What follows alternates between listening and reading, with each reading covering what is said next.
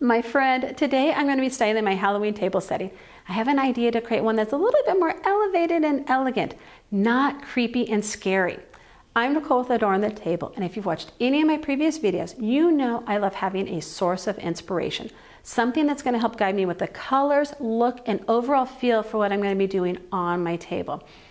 Yesterday, I was out shopping for Halloween decor, and I've got to tell you, there was almost nothing out there. It is almost the middle of October, so Halloween is out of the stores, Christmas is in. But I did find something at HomeGoods. I found my source of inspiration. Take a look at this salad plate. It is so pretty. It was $2 and they happen to have 6 of them, so just $12. If they still have them available, I'll make sure to put a link down below. I love the gold butterfly. The guy's got a top hat. She has flowers in her hair. This salad plate is not one you're going to find on a creepy and scary Halloween table setting. This is one that deserves a beautifully set table, which is why I'm going to be creating an elevated, elegant Halloween tablescape. I'm starting with a black tablecloth. Well, because what's Halloween without a little black? And it's got a little bit of sheen to it, so it's going to instantly set the mood and give the table that elegant, slightly eerie vibe I'm going for. I've got to tell you, I was so bummed and honestly a little frustrated with myself that there was hardly any Halloween decor left at the stores I went to. I really should have started looking a few weeks ago, and I kind of knew that. I mean, stores were already putting stuff out for Christmas at the end of September. I don't know about you, but it just feels so early to be shopping for Christmas. It's still more than 2 months away. It really makes me wonder if there'll be anything left to buy on November 1st. I don't know. Does it bother you too when stores rush the seasons like that? Or are you totally all in for Christmas decor as soon as October hits? Let me know in the comments down below. So when I spotted the salad plates, I just knew I had to pair them with my black hearth and hand dinner plates because it was really going to help make them pop. When I got home and I was going through my charger plates, I'd totally forgotten about these red charger plates. I'd found them at an estate sale about 6 months ago, and I've not used them yet. That scroll detail is going to be a perfect complement with the salad plate. And the red, it just screams Halloween. Spooky, but still a little kind of elegant.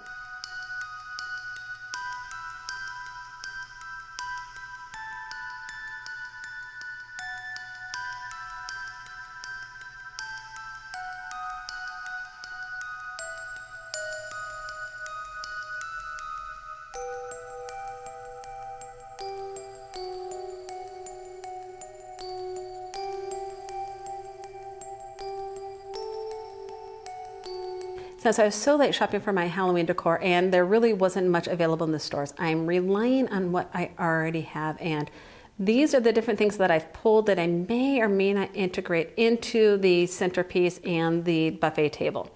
So I have some old silver pieces that I have left the tarnish on. I have this crow. This is actually the only other thing I bought yesterday. I found that at Michael's. I think it is so darn cute. Then I have, oh gosh, just some old gargoyles, these black candles I found at Target about a week ago. They're the bleeding ones. Then I've got this wine with melting candle wax that I DIY'd about 2 years ago. I'll put the link down below. It's super easy to do. My skeleton head, these candles that I shared with you recently that I found in an estate sale. They definitely have that aged look to them.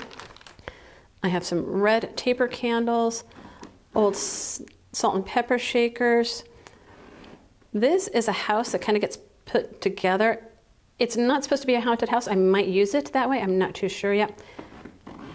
The red candlestick holders I shared in an estate sale video recently. I love that red color. I think it's going to match perfectly along with these red vases that I have. My restoration hardware vase that I found thrifting. I shared that in a recent video too. These red glasses, I'm not too sure if I'm going to use these, but I love the aged look of them. So that's kind of what I've got to pull with right now. Let's start getting this centerpiece pulled together. So I don't really have a plan for my centerpiece, and I'm honestly a little jealous of those YouTubers who have their decor all mapped out a month or two in advance They've got a full theme, everything ordered, bins and boxes ready to bring their vision to life. And here I am, totally not wired that way. I can't really picture it all in my head. And I know there's a name for it, I just can't remember what it is. So I've got to lay everything out, move things around, play with it, and see what works, which is actually what you're watching right now. Me starting with pieces, fiddling with them, editing, rearranging until I finally find something that clicks and I land on something I like. I know it's a little messy, it's a little chaotic, but that's kind of my process and it's what works for me. Here's a question for you. Are you one of those people who can actually picture decor perfectly in your head? Or are you more like me where I have to see it, move it, and tweak it like a million times until it actually works? Let me know in the comments down below what your process is. I would love to find out. So as you can see, I'm working with the red and black from the place settings, and I really want to bring that elevated, elegant feeling to the table. That's why I keep moving the candle holders around, trying to get it just right. I'm going for a fancy vibe, not modern, which is why the lamp isn't going to work. Although I'm guessing you probably figured that out as soon as I put it on the table. And of course, I want a little Halloween in there too, so I'm hoping to make this crow work as part of the centerpiece.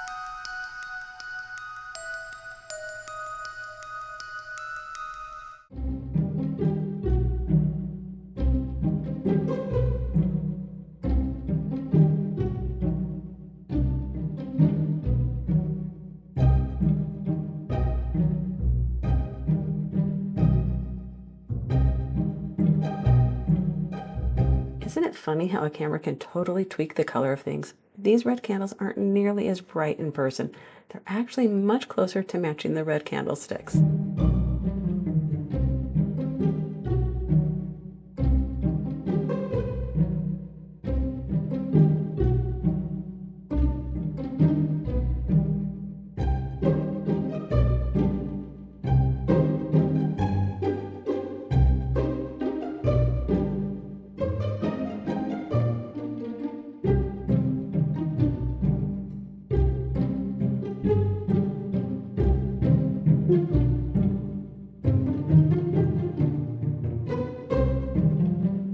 Okay, let's go back to my inspiration piece, the salad plate. I knew I wanted this elegant, elevated vibe, and I also wanted to use red as an accent color. So this morning I ran over to Trader Joe's. Hey, I love Trader Joe's so much more than our local grocery store for flowers. They just seem to have a better selection of flowers and better prices. Anyway, I picked up these blood red roses. They're perfect for this Halloween tablescape. Classy, a little formal, and they really tie together all the red I've got going on the table. Got most of my centerpiece in place, but honestly, I think I need a little break from it for now, so I'm moving on to the place settings. I'm using those vintage red glasses and the tiny ones I showed you earlier. I love how they both fit so nicely with everything else on the table.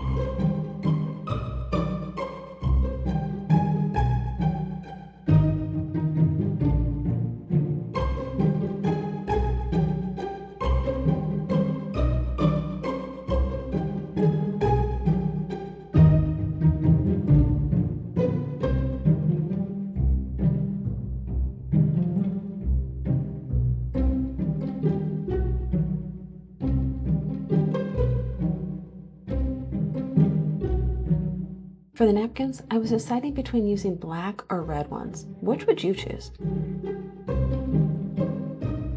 I went with the black ones, well, because I felt the red would be a little too much red on the table. And this way, all the other red pieces really get to shine and stand out.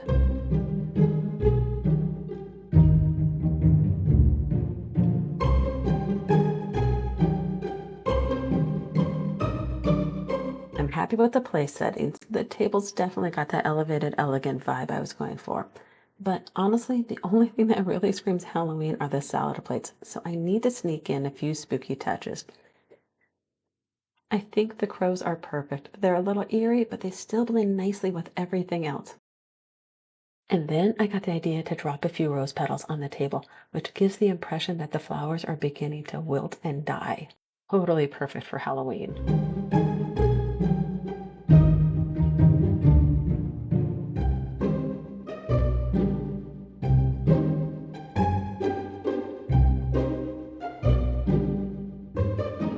And the final touch, a few crawling spiders. I swear every year I use them on my Halloween table. I know they're plastic, but they still totally creep me out.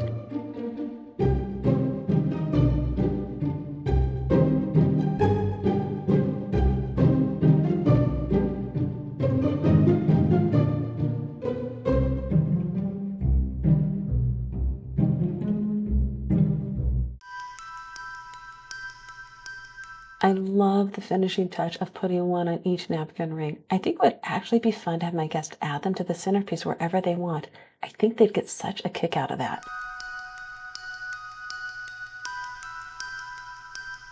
I'm really happy with how my Halloween tablescape turned out, but now I need to shift my focus to the buffet table.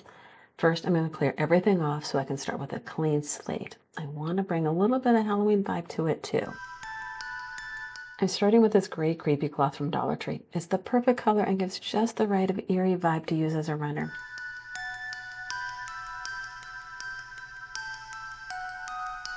I want to keep my faux window frame, but the white just isn't going to work for Halloween. So I'm going to take a second piece of creepy cloth and drape it around the frame like an old tattered curtain. It immediately makes it feel more spooky and fits the theme.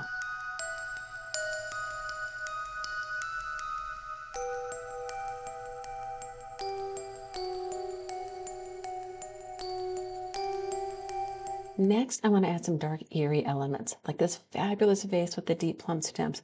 I love how the color adds a little moody, sophisticated vibe while still feeling spooky for Halloween. Okay, so I just realized I called this a house earlier, but it's actually a church, which makes it even better for Halloween. It's black, which totally works with the eerie vibe I'm going for. And then I added these gargoyles above it, and wow, instant gothic look. I just love how it adds that spooky, dramatic touch.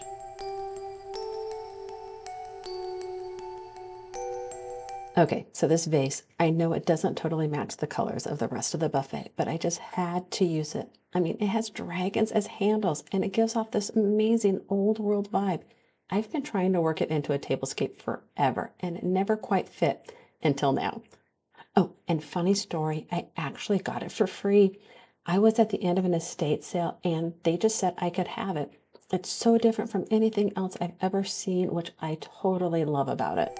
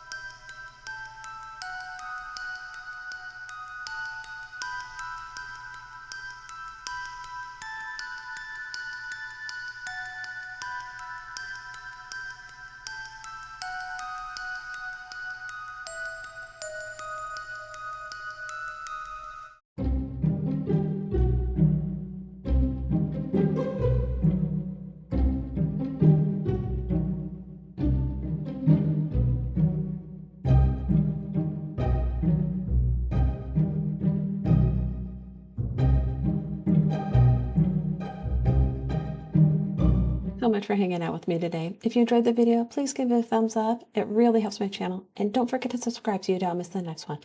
Remember, a beautifully set table is a gift to those gathered around it. I look forward to seeing you next time. Bye.